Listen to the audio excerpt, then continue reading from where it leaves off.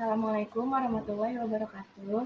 Kami dari kelompok 3 ingin mempersembahkan video mengenai penilaian prestasi kerja dengan mata kuliah manajemen sumber daya manusia.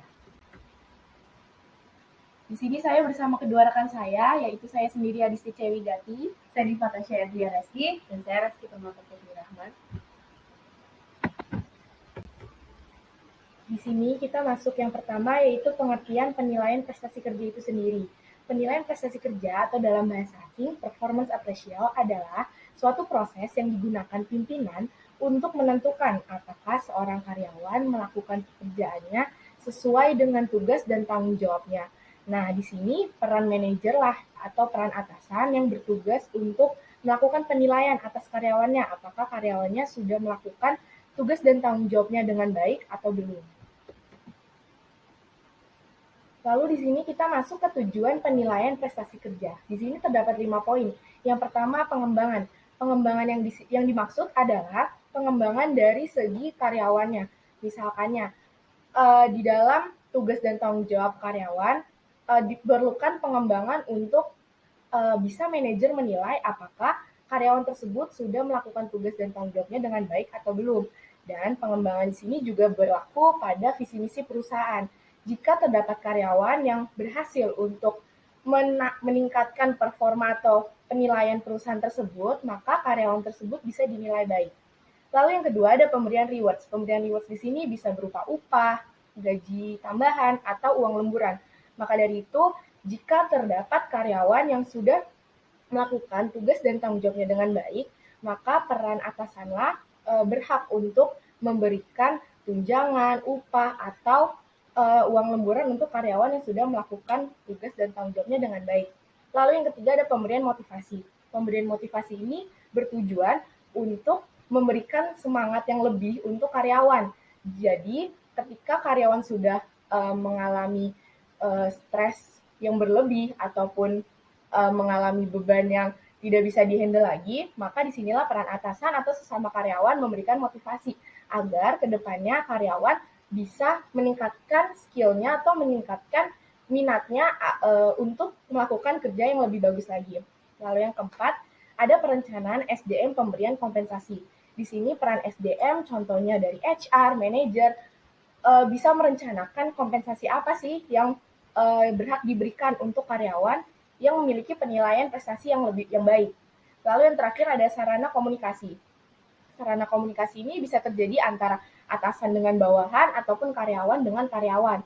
Jika terdapat komunikasi yang salah ataupun miscommunication, maka di sini penilaian prestasi kerja sangat berpengaruh entah antara atasan dengan bawahan ataupun karyawan dengan karyawan. Lalu di sini kita masuk ke faktor-faktor penilaian prestasi kerja.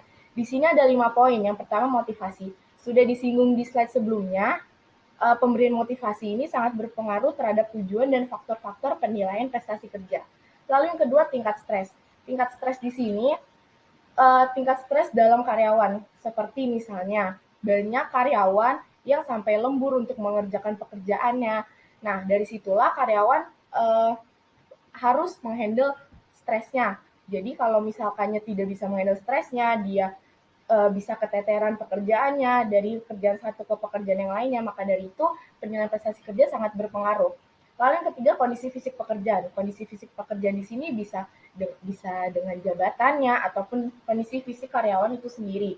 Jadi jika dia tidak sesuai, jabatan dia tidak sesuai ataupun beban-beban dia tidak sesuai apa yang dia kerjakan dan apa yang dia mampu untuk mengerjakan, maka di sini dia akan terbengkalai pekerjaan-pekerjaan yang harusnya dia kerjakan tetapi malah terbengkalai satu persatu dan akhirnya membuat karyawan tersebut mendapatkan penilaian yang buruk dari atasan. Lalu yang keempat ada kepuasan kerja. Kepuasan kerja di sini yang berarti bahwa jika karyawan berhasil menyelesaikan semua pekerjaan dengan deadline yang seharusnya atau yang bisa dikumpulkan sebelum deadline. Di sini kepuasan kerja bisa mendapat penilaian yang baik dari atasan atau mendapatkan bonus-bonus yang lebih dari sebuah atasan karena dari situlah karyawan bisa membayar hasil beban-bebannya, hasil pekerjaan yang sudah dia lakukan. Lalu yang terakhir ada sistem kompensasi dan desain pekerjaan. Di sini juga sudah disinggung di slide sebelumnya, perencanaan SDM mengenai pemberian kompensasi. Di sini sistem kompensasi bisa dalam bentuk apa saja. Contohnya uang tambahan, gaji bonus, atau uang lemburan. Nah, di sini juga peran SDM lah, peran atasan yang berhak untuk memberi kompensasi yang lebih kepada karyawan-karyawan yang berhak menerimanya. Selanjutnya ada macam-macam metode untuk penilaian prestasi kerja. Yang pertama itu ada metode penilaian kategori dibagi menjadi dua, yaitu skala penilaian grafis dan checklist. Selanjutnya ada metode komparatif, yaitu penentuan peringkat dan distribusi paksa. Ada metode perilaku, itu ada pendekatan penilaian perilaku dan MBO atau manajemen by objektif. Selanjutnya ada metode naratif yang dibagi menjadi tiga, yaitu kejadian penting, naratif, dan tinjauan lapangan.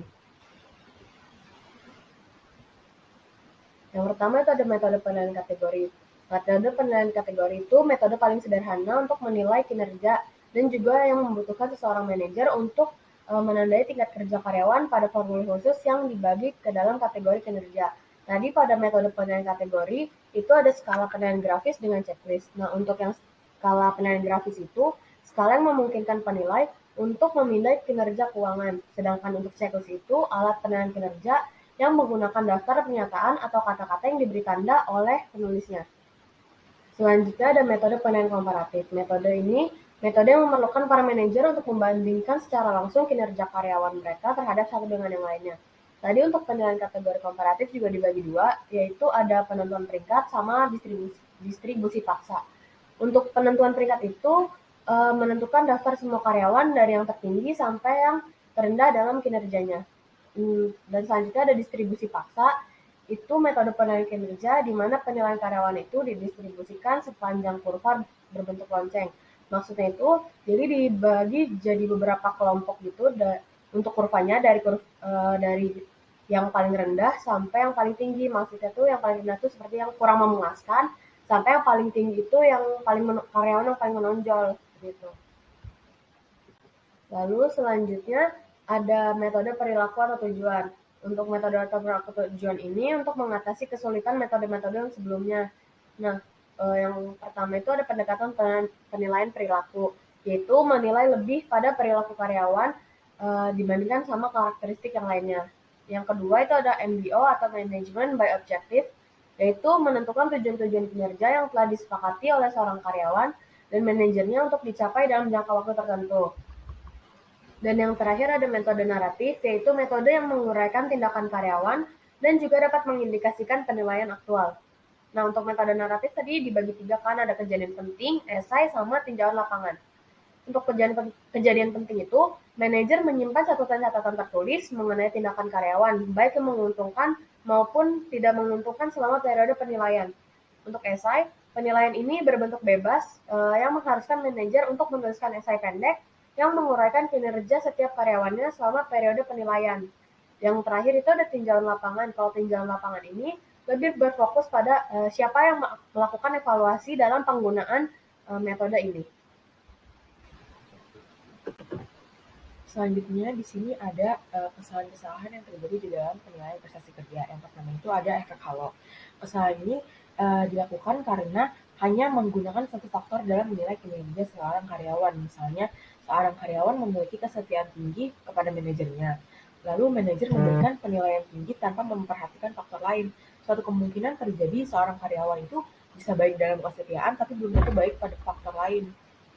Yang kedua ada kesalahan kontras.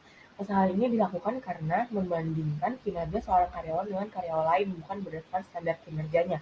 Jadi misalkan penilai itu hanya berpatokan kepada kinerja karyawan yang pertama kali dinilai oleh penilai.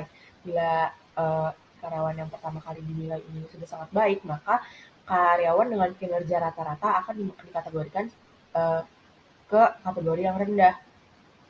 Yang ketiga ada bias terlalu lunak dan keras. Kesalahan penilaian ini dilakukan karena menilai sangat baik atau sangat buruk. Misalnya dosen mengajar mata kuliah tertentu dan memberikan nilai kepada mahasiswa yaitu nilai A dan E. Nah, penilaian A ini termasuk ke dalam penilaian terlalu lunak, dan yang E itu penilaian yang terlalu keras. Selanjutnya ada pengaruh kesan terakhir. Di pengaruh kesan terakhir ini, penilai hanya melakukan penilaian kepada peristiwa terakhir yang dilakukan oleh karyawan. Misalnya, seorang karyawan itu selama ini berperilaku baik, tapi di akhir penilaian dia berlaku buruk. Nah, yang dinilai itu yang buruknya, bukan yang selama ini dia kerjakan. Terus begitu juga sebaliknya, misalkan seorang karyawan di awal-awal dia berperilaku buruk, lalu di akhir-akhirnya dia sudah mulai membaik. Nah, yang dinilai itu yang di akhirnya. Terus selanjutnya hmm, ada prasangka pribadi. Kesalahan ini penilai Kesalahan penilaian ini karena penilai hanya menilai pada satu faktor tertentu saja.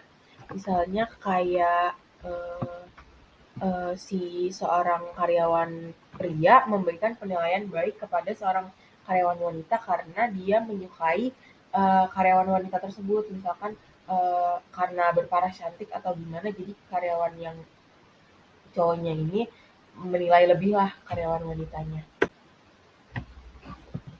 Selanjutnya ada kecenderungan penilaian terpusat. Kesalahan yang dilakukan ini karena penilai memberikan angka rata-rata dalam menilai kinerja karyawan. Misalnya penilai seperti ini tuh karena kurangnya informasi, terus kurangnya ketersediaan waktu dalam menilai, terus kurang pengetahuan juga yang memadai mengenai faktor yang dinilai. Yang terakhir ada kesalahan serupa dengan saya. Kesalahan ini terjadi karena penilai selalu membandingkan dirinya dengan karyawan dinilai. Misalnya tuh kayak seorang penilai ini menilai seorang karyawan yang mempunyai sifat-sifat atau kepribadian yang sama sama penilai. Jadi dapat poin plus gitu. Mentang-mentang kepribadiannya sama, jadi dinilainya yang bagus-bagus. Selanjutnya ini ada cara mengatasi kesalahan dalam penilaian prestasi kerja. Yang pertama ada memastikan dengan benar bentuk kesalahan yang dilakukan. Selanjutnya ada memahami secara jelas metode penilaian kinerja. Yang ketiga ada perlu diberikan umpan balik atas hasil penilaian di masa lalu. Yang keempat penilai diberi deskripsi pekerjaan. Selanjutnya ada penilai melihat informasi yang sudah dilakukan karyawan. Dan yang terakhir penilai diberi latihan untuk menyampaikan hasil atau kinerja yang telah dibuat.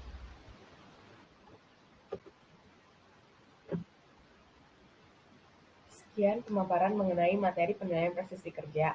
Semoga bisa dipahami dengan baik ya. Terima kasih sudah menonton.